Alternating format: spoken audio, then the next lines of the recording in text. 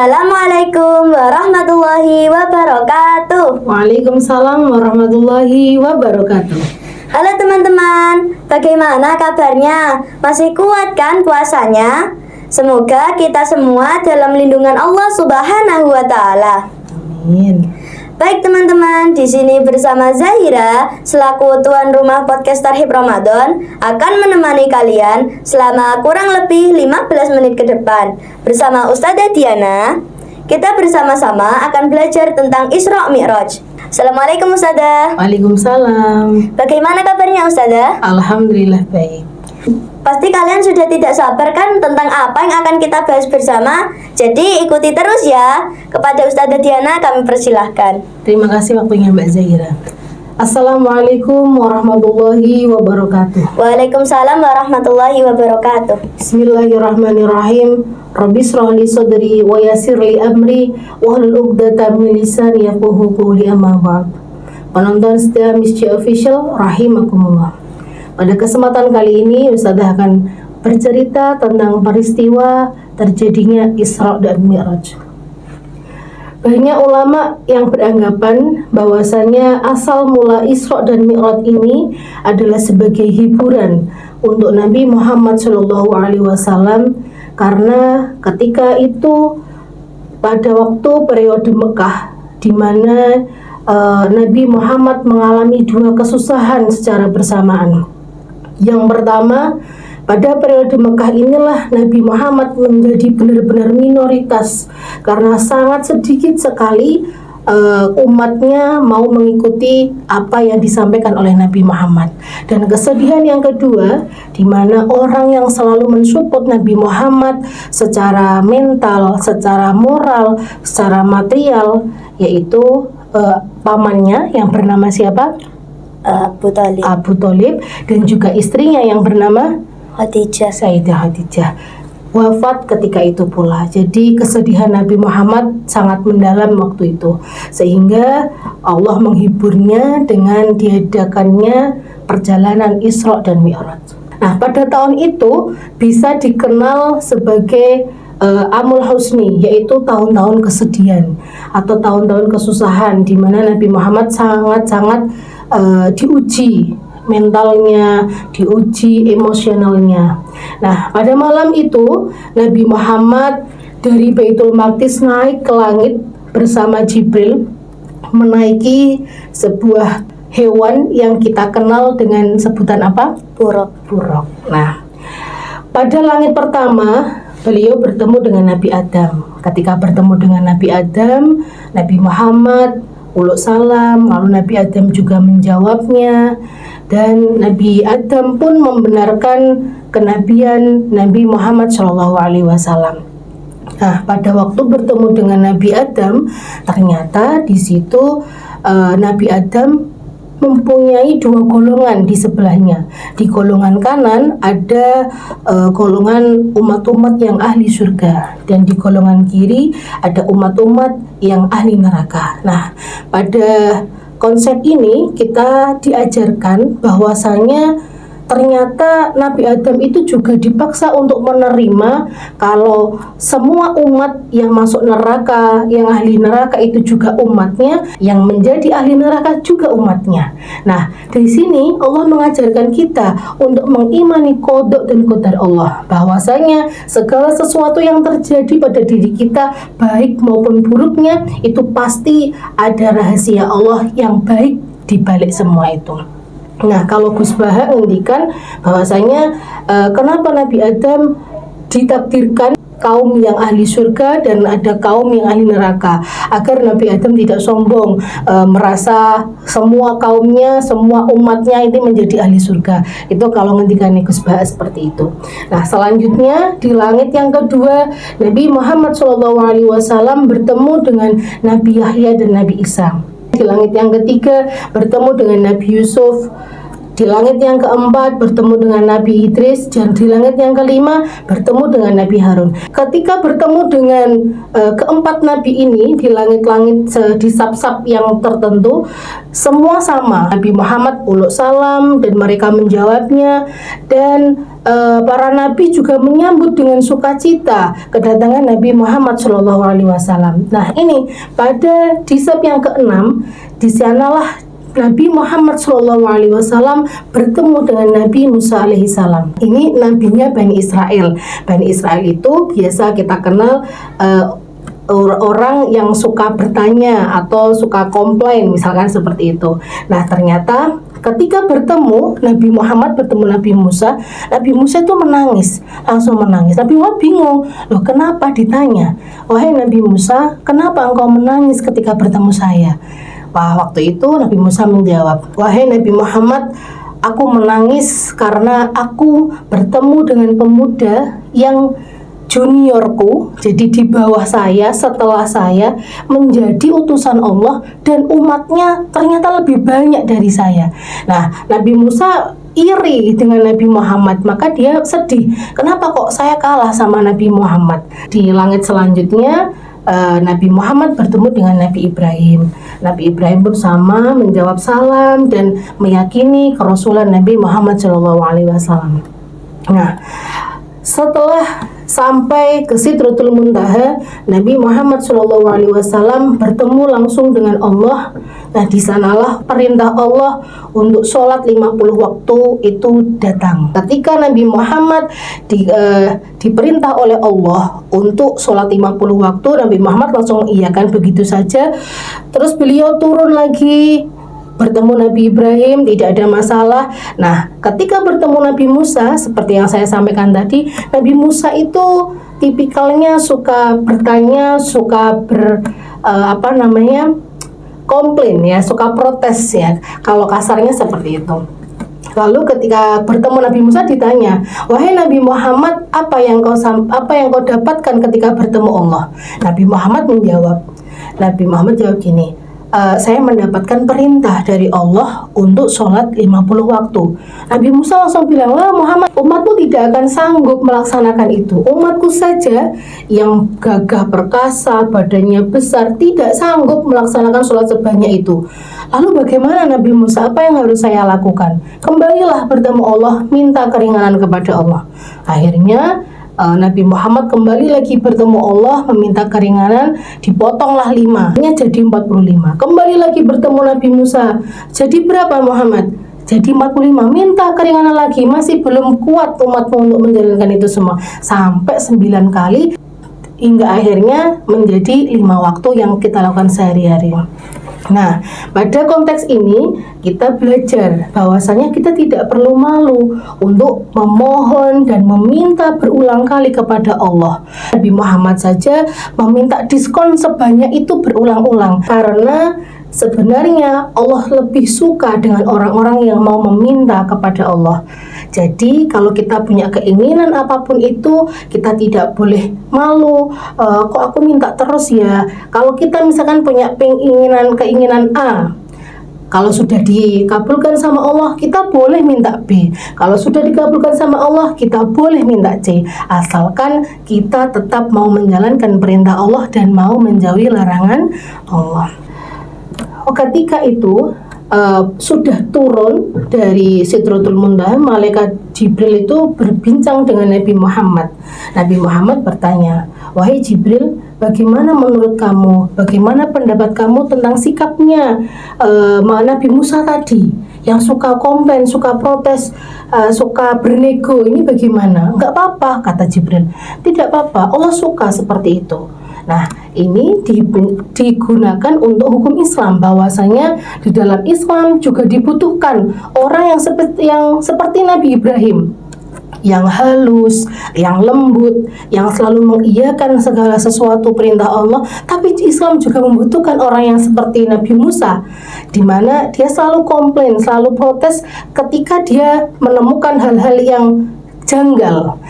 Lah, inilah menjadi dasar hukum fikih, ingkarul mungkar, mengingkari hal-hal yang mungkar. Tapi ingat, konteks protes di sini hanya untuk kebaikan. Jadi kita boleh protes, boleh komplain, boleh bertanya, boleh iskal, tapi hanya untuk hal-hal kebaikan, tidak untuk bermusuhan.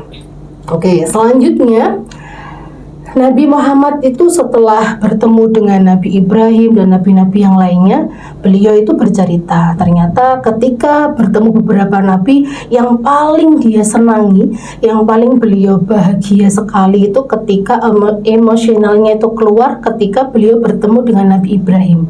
Ternyata setelah melihat riwayatnya, melihat beberapa nabi yang ada, Nabi Muhammad adalah cucu Nabi Ibrahim yang paling mirip dengan Nabi Ibrahim. Jadi beliau merasa bangga, merasa bahagia sekali. Nah, ternyata setelah kejadian itu tidak hanya yang sudah sampaikan tadi, di saat peristiwa Isra Mi'raj ada peristiwa pembelahan di mana Nabi Muhammad itu seakan-akan disucikan. Nah, waktu itu Nabi Muhammad diberikan dua pilihan. Sebelah kanan ini ada sebuah susu dan yang sebelah kiri ada khamr. Lalu Nabi Muhammad alhamdulillah memilih susu. Jadi di sini dijelaskan pada kitab Sirah Nabawiyah bahwasanya berarti Nabi Muhammad ketika memilih susu berarti dia sudah dianugerahi kefitrahan, kesucian, bahwasanya dia tidak memilih khamr. Kalau seandainya saja Nabi Muhammad memilih khamr, berarti ditakutkan Nabi Muhammad akan menjerumuskan. Tapi alhamdulillahnya Nabi Muhammad tetap memilih susu, sehingga Nabi Muhammad sudah fitrah, sudah suci hatinya, sehingga bisa mengetahui mana yang baik dan mana yang tidak baik. Nah, dan yang kedua, Nabi Muhammad ketika Isra Mi'raj itu beliau diperlihatkan ada 4 sungai. Ada 2 sungai yang tidak terlihat, ada 2 sungai yang terlihat jelas. Nah, 2 sungai itu adalah Sungai Nil sama Sungai Efrat. Nah, risalahnya bahwasanya Nabi Muhammad akan hidup di antara 2 sungai ini, di mana daerahnya subur, makmur, hijau, dan indah sekali. Selanjutnya, Nabi Muhammad ketika Isra Mi'raj juga diperlihatkan ada seorang yang menjaga neraka. Nah, di situ wajahnya tidak ada kebahagiaan sama sekali, tidak pernah tersenyum. Siapa penjaga neraka? Malaikat Malik. Iya, malaikat Malik. Lalu Nabi Muhammad juga diperlihatkan ada orang-orang yang suka mengambil harta anak yatim. Jadi sewenang-wenang, karena anak yatim ini sudah nggak punya orang tua, jadi biasanya banyak yang menyantuni. Ternyata santunan yang harusnya digunakan untuk anak yatim piatu ini malah digunakan sendiri. Nah, akhirnya di situ diperlihatkan juga kepada Nabi Muhammad orang yang seperti itu, yang suka mengambil harta anak yatim itu, dia mengambil sepotong api. Bisa kita ketahui bersama, api di dunia dan api di akhirat itu sangat berbeda jauh. Nah, dia mengambil sepotong api lalu dimasukkan ke dalam mulutnya sendiri. Nah, dan keluar, mohon maaf, lewat duburnya. Dan begitu seterusnya. Ini sebagai peringatan untuk kita agar kita tidak melakukan hal-hal yang seperti itu. Dan Nabi Muhammad juga diperlihatkan pelaku-pelaku riba yang melakukan riba. Nah, ini memiliki perut yang buncit, tidak hanya gendut, tidak hanya buncit, tapi benar-benar yang perutnya itu sampai ke tanah. Dia sampai nggak bisa jalan gara-gara keberatan membawa perutnya. Nah, ini adalah hukuman bagi orang-orang pelaku riba. Nabi Muhammad juga diperlihatkan ada pengikut Fir'aun, digiring semuanya dan dimasukkan ke dalam neraka. Ada juga pezina. Nah, ini dia membawa 2 daging. Dan di tangan kanannya ada daging yang enak, yang lezat, dan di tangan kirinya ada daging yang busuk. Nah, ternyata yang dimakan malah yang busuk. Terus bagaimana orangnya? Ya muntah, ya pokoknya dia sebenarnya nggak mau. Ini seolah-olah kayak dipaksa, tapi dia nggak sengaja makan sendiri. Itu adalah hukuman bagi orang-orang yang suka berzina. Ada juga wanita yang masuk ke dalam rumah seorang laki-laki yang bukan saudaranya, bukan muhrimnya. Ini bisa diartikan tidak hanya masuk ke rumah, tapi berhubungan yang tidak ada batasnya antara laki-laki dan perempuan. Nah, ini diperlihatkan kepada Nabi Muhammad, wanita yang seperti ini, yang tidak bisa menjaga dirinya, yang suka mungkin bersama laki-laki yang tidak muhrimnya, terlalu biasa bercanda ataupun yang lainnya, itu digantung sama Allah.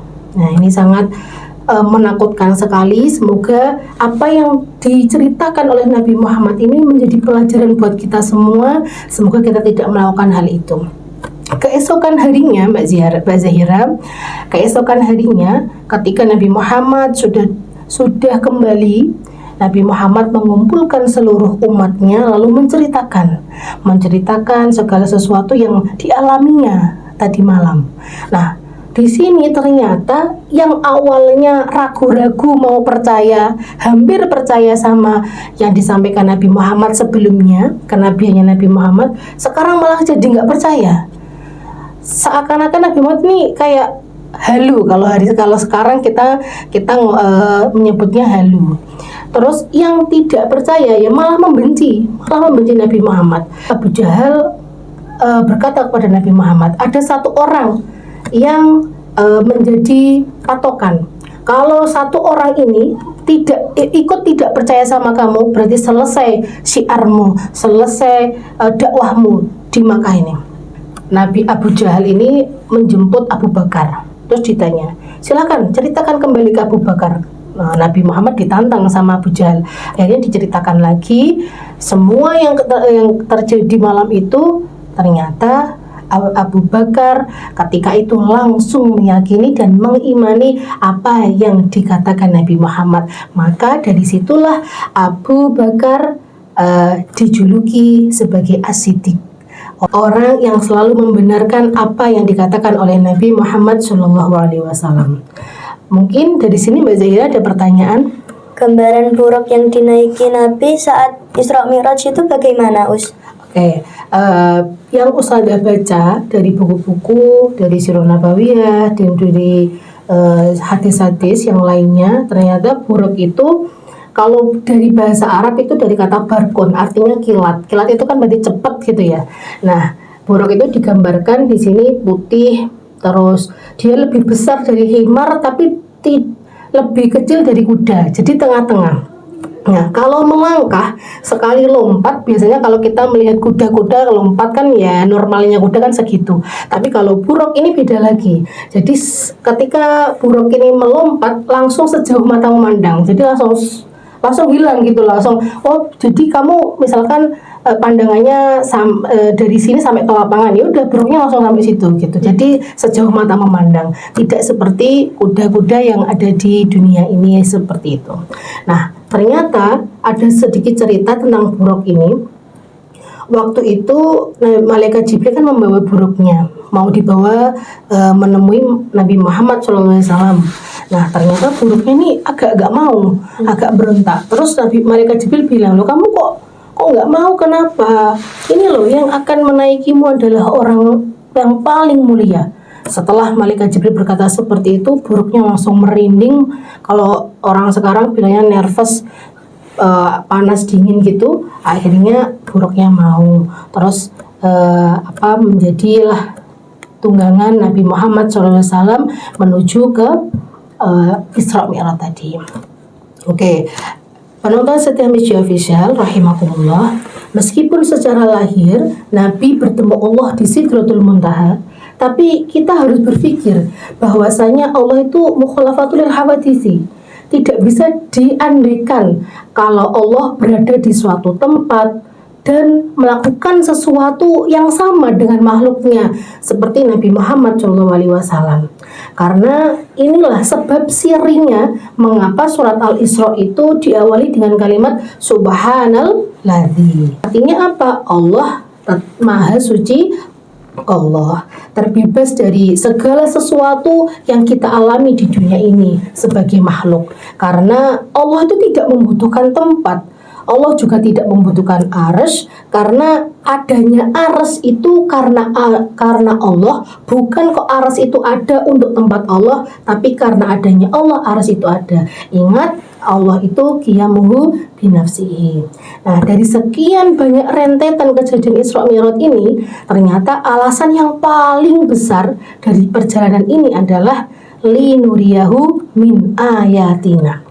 Pada akhir kalimat, pada akhir ayat dijelaskan linuriyahu min ayatina, yang artinya agar kami perlihatkan kepadanya sebagian dari tanda-tanda kebesaran kami. Berarti Allah itu tujuannya hanya satu, ingin memperlihatkan sebagian saja. Ini ternyata hanya sebagian yang dialami Nabi Muhammad sebanyak ini, itu hanya sebagian saja. Nah, jadi kekuasaan Allah, kebesaran Allah itu masih banyak lagi. Mungkin itu saja yang dapat Ustazah sampaikan. Mari kita tutup dengan syair lagu yang sudah kita hafalkan bersama. Mbak Zaira sudah hafal? Penonton setia Mischi Official, mari kita nyanyikan bersama. 1, 2, 3. Di suatu malam di bulan Rajab, Allah memanggil Nabi Muhammad untuk menerima wahyu salat. Sehari semalam 17 rakaat, dari Masjidil Haram ke Masjidil Aqsa, dari Masjidil Aqsa ke Sidratul Muntaha. Subuh 2 rakaat, zuhur asar 4, maghrib 3, isya 4. Jangan sampai lupa tanggal 27 pada bulan Rajab, kita peringati itu hari Isra Mi'raj. Kita peringati itu hari Isra Mi'raj. Sekian, wassalamualaikum warahmatullahi wabarakatuh. Waalaikumsalam warahmatullahi wabarakatuh. Masya Allah, sungguh luar biasa ya apa yang telah disampaikan Ustazah Diana. Semoga kita semua dapat mengambil hikmah dari apa yang telah kita pelajari bersama tadi. Saya selaku tuan rumah podcast Tarhib Ramadan izin undur diri. Wassalamualaikum warahmatullahi wabarakatuh. Waalaikumsalam warahmatullahi wabarakatuh.